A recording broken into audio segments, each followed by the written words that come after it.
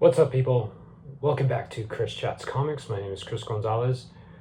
I'm back again for another episode of Trade Talk Tuesdays, and for this episode I'm going to be discussing Space Ghost Volume 2, The Council of Doom from Dynamite. So let's get into it now.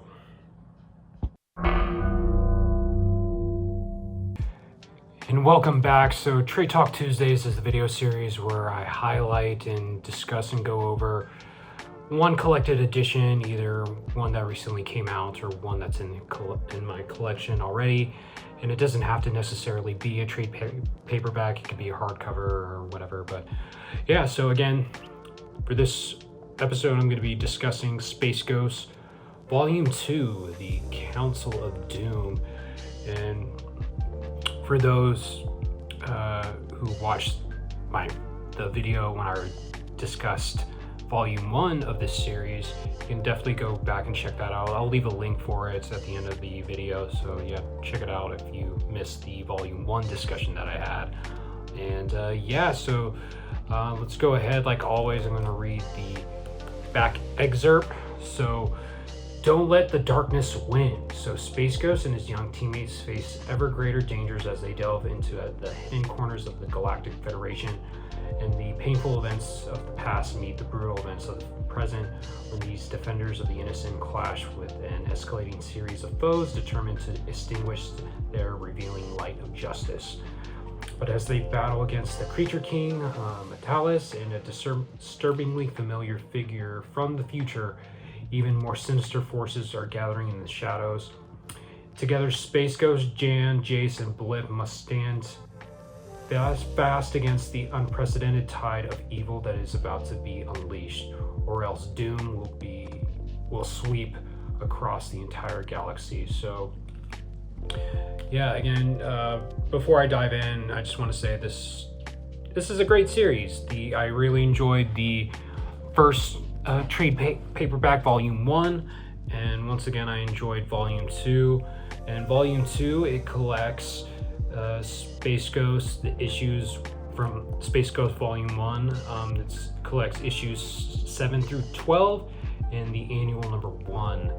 And this series, it's written by David Pepose, and the art's done by Jonathan Lau, and the colors are done by Andrew Dollhouse, and the letters are done by Taylor Esposito. And again, like I mentioned, I love this series. I feel like this is one of the best written, like, superhero-esque comics right now. David Pepose, he does an incredible job. I remember when I was reading Volume 1, for the first time in a while, I recognized, like, wow, because you know how comics, they're usually a visual medium, and you could tell, at least for myself, comics, if they have great art, it can, elevate a so-so script. But Volume 1 really was the first time in a while where I recognized that, wow, this is a really great script. Like, I did enjoy the artwork, but it was David Pepose writing that really got me hooked into this comic. So, and again, my context prior to the comic is, I used to watch Space Ghost Coast to Coast and the old cartoons, and that was it. I never really dove into any other Space Ghost comics. But yeah, I heard great things about this run, and yeah, it was, Volume 1 was incredible, and it just continued the quality onto Volume 2. So let's get into it. So it starts off with issue 7, and in issue 7, Space Ghost, Jan, and Jace, and Blip, they receive a signal from this planet called Halcyon, and they get shot down. The planet gets shot down, and Jace, he wakes up and somebody's talking to him, and he doesn't know what's going on. He's feeling disoriented and confused, and it's revealed that this planet that they landed on, Halcyon, has made Blip the monkey really intelligent, and he's able to speak to Jace, and he doesn't know what's going on. And on this planet, the signal that that they tracked it's like emitting some type of ray, and it's called like the encephaloray, and it's causing the humans to lose their ability to speak and their intelligence, and it reverts them back to their animalistic instincts. And while it's doing that, like all the animals and creatures on this planet have become super intelligent and they're able to speak. And so Jan and Jace, they get separated, and Jan, she's with Space Ghost, and Blip and Jace are with each other, and they get captured by these creatures. And it's revealed that the Creature King right here runs dominion over this planet, and he runs it with an iron fist. And yeah, so I thought this was a really fun issue. It's a one and done story, and I thought Blip, he speaks. Thought that was pretty cool, and he is the main catalyst of this issue, and he tries to help out Jace in reuniting with Space Ghost and Jan. So I really and the colors by who are the colors? Andrew Dahlhaus really stood out in this volume to me, and eventually the Creature King, he's forcing Space Ghost and Jan to fight in this arena, and essentially fight to the death. And action's drawn really well, really digging the colors. And this is just a serious take on Space Ghost, and it's just a very fun action adventure story. So Jason, Blip, they eventually find out where Space Ghost and Jan are, and they have to destroy this emitter that will revert everyone back to normal. So again, Blip, he is a major player in this issue, and I just thought his interactions with Jace was pretty incredible, and he comes saving the day in this issue. So, and they destroy the emitter of those rays, and again,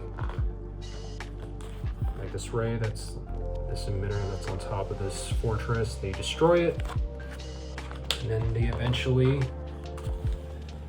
defeats the Creature King, and everything's back to normal. So again, Blip, he does return back to normal. He can't speak, but Blip, he's intelligent still, so it's just like the ray just amplified that. So I thought this was another fun issue, and it was very wholesome at the end, because Blip has embraced his family. So that was issue number 7. And issue number 8, it starts off with a flashback on Space Ghost's home planet. Before it was Ghost Planet, it's called Planet Vector, and it's revealed that his wife, I believe her name is Mira, she's the one who created his power gauntlets. And then all of a sudden, they have a sweet moment with each other and their daughter, Lila. And all of a sudden something happens, and their planet gets invaded by these robots. And they mention that they're working under the Iron General. And who is this? Don't know yet, but during this flashback, Space Ghost, his name is Dax, and this is where his wife and daughter get killed. So it flashes forward to the present, and Space Ghost, Jan, and Jace, they're responding to a distress signal from the ship. And as they're trying to help get this ship out, Space Ghost flies in, and he discovers that he recognizes the robots that are attacking the ship, and he realizes it's the same. They're the same robots that attacked his home planet, and so he's looking for their leader, and he wants revenge, essentially. So again, look at the artwork. It's just the action sequences by Jonathan Lau are done really well. And again, David Pepose, his script is really engaging, and the pacing is very kinetic. Flows really well, so I appreciated that. And Space Ghost, he comes face to face with the leader and the Iron General himself. His name is Metalis, and he is essentially one of his arch enemies because, again, he killed his Space Ghost family. And then Metalis, he steals, because the reason they attacked this ship, and the ship is called the Ulysses, and the reason that Metalis and his army attacked the ship is to retrieve this bomb called the Negatron bomb. And once he retrieves it, they teleport away, and Space Ghost, he goes after it. And as they teleport, Space Ghost teleports with them, and he gets separated from Jan and Jason Blip. So they got to find out where Space Ghost went to, and so they retrieve this robot head from outside, and then Jace hacks into it to, try to figure out where Space Ghost is. And they do hack into the robot, and the robot reveals, some of Metalis's backstory, how Metalis was a part of the Federation, and then he got corrupted. And then, so Jace and Jan, they hack into the robot, and they're able to see like camera feeds from the ship that Space Ghost is on, and they see everything that's happening to Space Ghost. And Space Ghost, he gets his ass kicked. He gets his ass kicked in this issue by Metalis. And Metalis's armor is made of this like indestructible metal from Space Ghost's planet. And Metalis reveals that Planet Vector is the first of a dozen planets that he conquered. So eventually, again, the fight continues between Metalis and Space Ghost, and Metalis destroys Space Ghost's power gauntlets. And then, again, he just chucks Space Ghost. He whips his ass, essentially. He does a Killmonger and Metalis, he knew that Jason Jan were watching as soon as they hacked into this robot. So eventually, Metalis and his army, they invade the Federation's homeworld, and they're attempting to conquer it with their new weapon, the Negatron bomb. So that was the end of issue 8. It was another great issue. It just showed how brutal and devastating Metalis is. And again, shout out to David Pepose for invoking all those emotions and making Metalis seem like a total, like, how is Space Ghost going to defeat this guy? So Jan and Jace, they go to this planet. The planet's called Thea 7, and again, it's the Galactic Federation homeworld. They're trying to help out. And Metalis, he's giving off like definite Darth Vader vibes. And he's just a badass. So again, we thought Space Ghost, he's not dead. He takes out Metalis's lieutenant, and he's sneaking around the ship to, figure out how to defeat him. And again, his power gauntlets, they're damaged due to their last fight, so he has to use his wits to figure out how to take down Metalis's ship. So he takes a bunch of explosives and he destroys part of the hull, and the ship has been compromised. Again, the pacing in this comic is just really flows well, and I attribute to David Pepose for that in his script. So meanwhile, back on the planet, Jace and Jan, they face off against this spider-looking robot, and they chase him, and they lure the robot to this junkyard where there's like an electromagnet, and Blip once again saves the day by activating the magnet and, disposing of that spider robot. And so they use that magnet to, as it, destroys the robots. So Jan and Jace, they use the electromagnetism to dispose of the rest of the robots. So, and I thought the ending fight between Metalis and Space Ghost was pretty epic. They have an epic fight, and you know, just as, look at this, really epic. And just as, you know, Space Ghost is beating the shit out of Metalis, he calls back to his wife and his daughter, so I thought that was pretty emotional. Very high stakes, this fight. So, and just as he's about to, you think he's about to kill, look at this. You think he's about to kill Metalis, but at the end, Space Ghost spares him because, you know, he's bigger than that.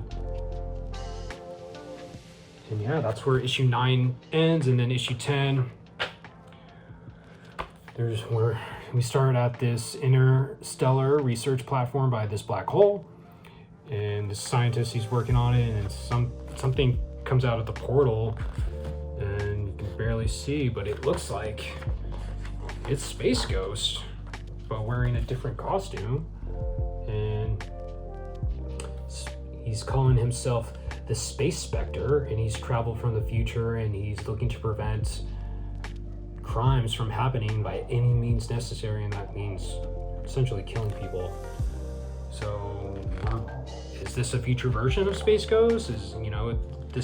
Why is Space Ghost acting like this? But again, he's calling himself Space Sector. And then we jump to RoboCorps. Again, they're the main villains from the first volume, and they're looking to capture Blip. And so they're developing a communications satellite called Project Ultima. And Space Spectre, you know, he's looking to prevent that from happening because, again, in the future, Ultima causes major destruction and devastation across the universe. So Space Spectre, he's looking to stop Dr. Xander Eibel. And again, Space Spectre, he's pretty hardcore. He'll kill anybody to achieve his goal. And then Space Ghost and the crew, they intercept him and they stop him. And then Space Spectre and Space Ghost, they fight. And again, the whole time you're meant to believe that it's a future version of Space Ghost.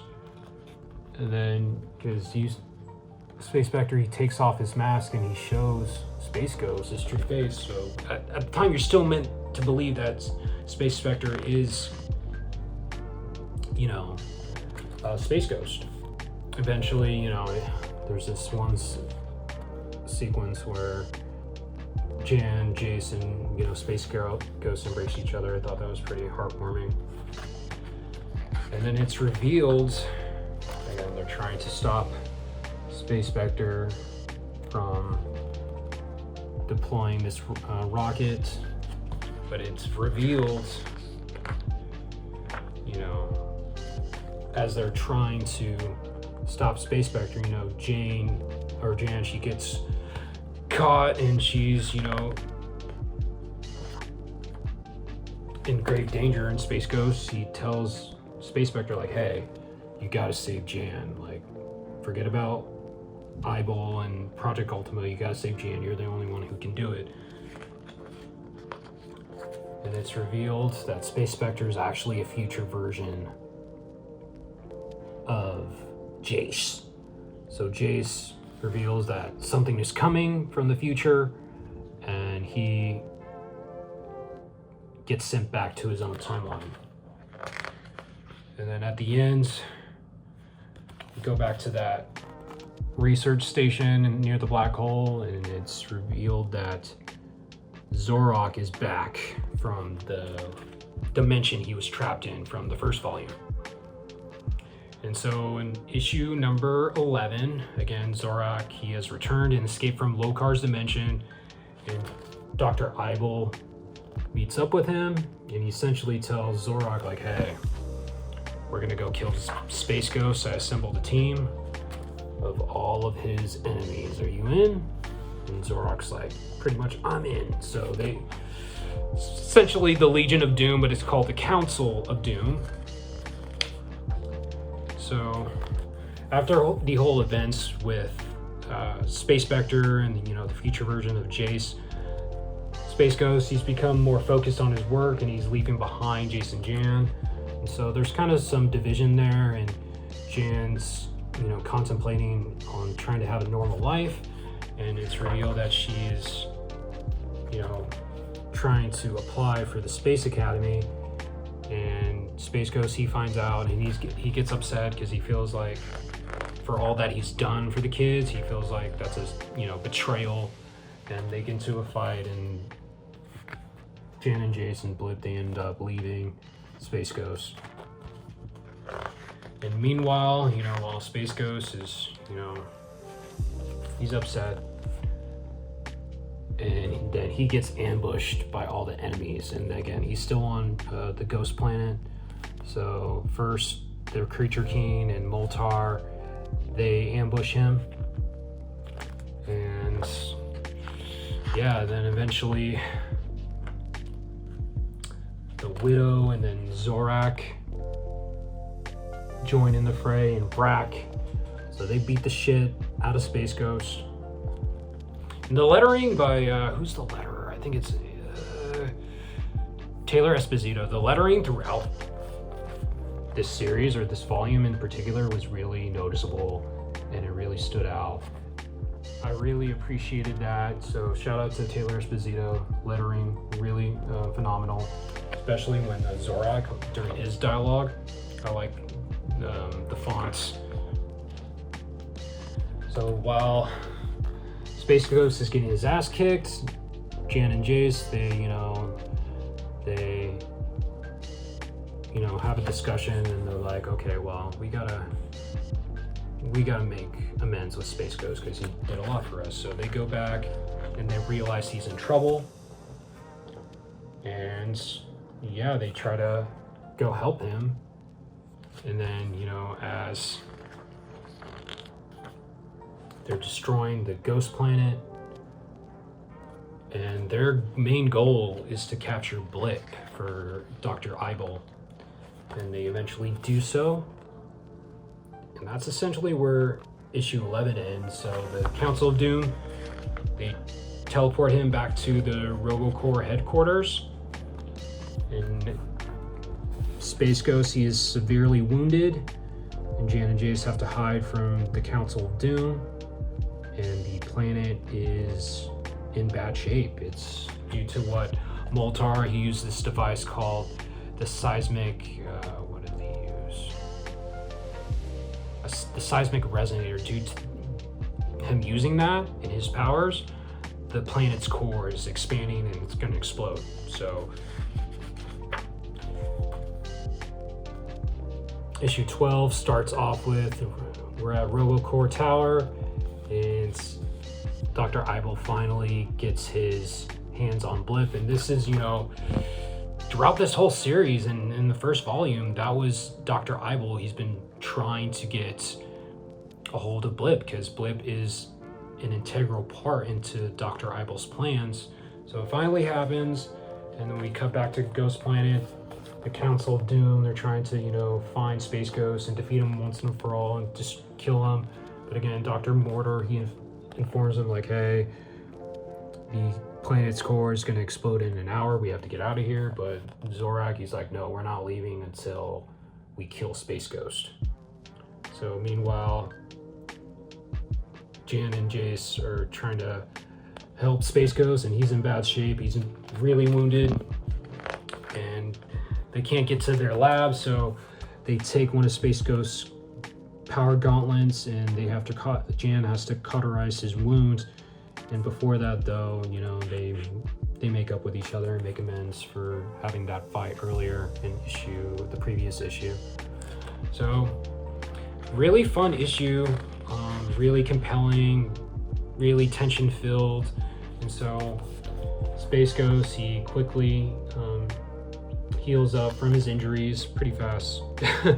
But then they have a plan to, divide the Council of Doom, because unlike the Council of Doom, Space Ghost and his crew, they were really well as a team. So Jan and Jace, they first divide Metalis and Mordor, and they get Metalis and Mordor to turn on each other, and then eventually the Creature King gets caught in the crossfire. And then meanwhile, the Widow, Zorak, and Brack, they're in, I believe they're in the, where are they at?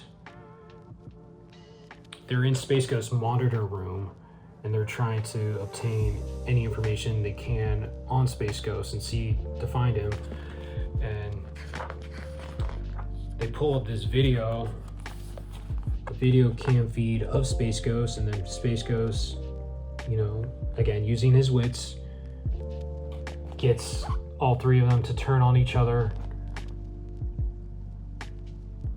So I thought that was, again, great writing. And then one of Brack's psionic grenades goes off, and Space Ghost, you know, they're able to fight all of them. I just love this. I love this panel right here. Really badass. Like, get the hell off of my planet. Okay, it's just the pacing, very kinetic, very energetic, and the action's drawn really well. So shout out to Jonathan Lau. And yeah, so they defeat, right before the planet explodes, the Council of Doom, they teleport away, and then Space Ghost, he's able to, you know, I'm not sure exactly what he does, but since they can't escape from the Phantom Cruiser because it's too heavily damaged, Space Ghost, he essentially like absorbs all the radiating energy from the planet's core, and he's able to stabilize it so he prevents it from exploding. But meanwhile, back at the RoboCore tower, you know, the Council of Doom has teleported back there, and using Blip and all the technology that's implanted in him, Dr. Eibel has the final piece that he needs to finish Project Ultima. And Project Ultima, again, is a series or these satellites that send out a signal, and he can send, essentially, it's like an AI that can take over people's minds, and it rewrites their minds. So at the end, it takes over, and it's trying to take over the world or the galaxy. So that was issue 12, and then we go on to the annual, and the annual is pretty much issue 13. So Ultima is the AI, and you know, its collective, again, is using this frequency to rewrite everyone's minds. And Space Ghost, his crew, the Invisobelts are preventing and shielding them from the frequency so they don't get taken over. So I thought that was, you know, a pretty clever way to establish why Space Ghost isn't infected. And again, Ultima has taken over the Council of Doom. So again, they are all one conscious, and meanwhile Space Ghost is just saving any civilians he can, and they're trying to figure out a plan on how to stop them. And again, they go to Robo Tower, they try to finish him, and yeah, it's just this all culminated into just an epic battle. And there's subtle commentary about AI, which I, you know, if that was, you know, David Pepose's, you know, message, then I really appreciated that, because, you know, considering what AI, the prevalence of AI and the rise of AI nowadays, and how it's, you know, affecting art, I thought that was a cool message that he was trying to say. So eventually, Jace, Jan, you know, while Jan is trying to find Blip, Space Ghost is trying to fend off the Ultima version of the Council of Doom, and he's holding his own for now, but again, he gets overwhelmed. And then Jan takes out Moltar, and JSC takes out the Creature King by, outmaneuvering him in the Phantom Cruiser. So I thought that was a pretty thrilling sequence. Shows how Jace is an excellent pilot. And then again, Jan, she disconnects Blip from the machine, but it's revealed that since Ultima is, is activated, it is now run independently, so it doesn't need Blip to be connected to the machine. So Jan, she tries to install or hack into RoboCore's central database to see if she can shut it down that way. And meanwhile, Ultima, he uses Zorak to destroy Space Ghost's Invisibelt. So Space Ghost is now more susceptible to Ultima's influence. So Space Ghost, he takes up, he flies off, and he goes into space to try to prevent him from being taken over. And then Dr. Eibel, he's starting to choke out Jace, and again, Jan, she starts to hack into RoboCore's database, and while she's doing that, Ultima essentially uses her father's likeness to try to dissuade her from destroying Ultima. So it doesn't work. Jan doesn't believe it. She doesn't believe the deception Ultima's trying to do. And then Space Ghost, she shuts it down, and then Space Ghost, he uses his power to destroy all the satellites. Thought this was really cool, really epic way to conclude this story.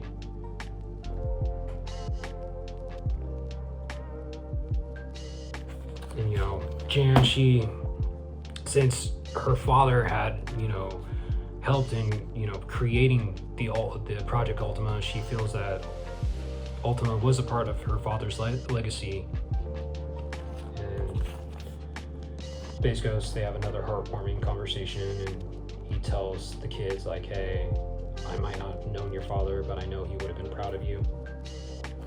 And then we fast forward to a few weeks later, and then the Council of Doom, they have been put in jail, put in this prison, and then Dr. Eibel, due to him being under Ultima's control for so long, he kind of is becoming a vegetable, and he's disillusioned, and he keeps saying he's coming. So kind of foreshadowing an ominous future. And then it's revealed, we cut to Dax, who is Space Ghost. He's at this diner with the kids, and it's revealed that they have enrolled in the Space Academy. And then this guy shows up, and he reveals that he is Jan and Jace's grandfather, and his name is Dr. Henry Contra, and he spent a long time searching for them, and he's looking to take them home. And Space Ghost, he is very skeptical, so we'll see how that plays out. And then right at the end, this guy named Tempest the Time Master, he is now coming after Space Ghost because Space Ghost has disrupted the time stream, and looks like he's going to be the next big bad. So that was it. That was volume 2 of Space Ghost, The Council of Doom, and again by David Pepose and Jonathan Lau. Really fun, really great writing. The artwork is incredible. So if you enjoy superhero work, sci-fi, if you're a fan of the IP of Space Ghost, I definitely recommend volume 2 and also volume 1. So that was it. That was my thoughts on Space Ghost volume 2. So the next episode for Trade Talk Tuesdays, since next week, this upcoming Friday, is going to be May, and May is essentially Star Wars month. So the next episode of Trade Talk Tuesdays, I'm going to be going over The Legacy of Vader, and this is volume 1. This is by Soule, and so yeah, be on the lookout for that. And that was it. So thanks again for watching, and leave a like on the video, share the video if you can, and subscribe to the channel if you haven't done so already. My goal is to try to get to 1,000 subscribers. So that was it. So I appreciate it again, and yeah, my name is Chris Gonzalez. This is Chris Chats Comics, and I'm out.